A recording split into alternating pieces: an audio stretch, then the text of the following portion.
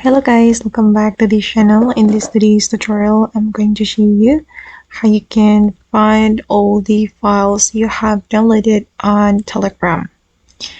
Okay, let's get into it guys. Here I have opened my Telegram PC application, and if we want to find all the files we have downloaded, we need to go to this menu. We can click on these three lines on the top right and then go to the settings. Once you have opened the settings, you can go to the advanced menu right here, and then you can simply click on downloads. Okay, and you will be able to see all the files you have downloaded here. And as you can see guys, I have downloaded a video.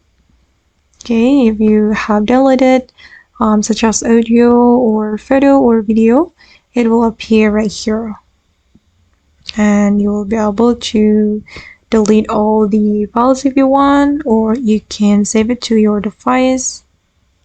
If you want to save it to your device, you can click on the video or the photo, and then you can click on these three dots and select save as.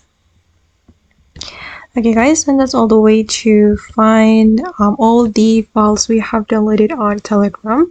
I hope this tutorial will be useful for you. Thank you so much for watching, and bye.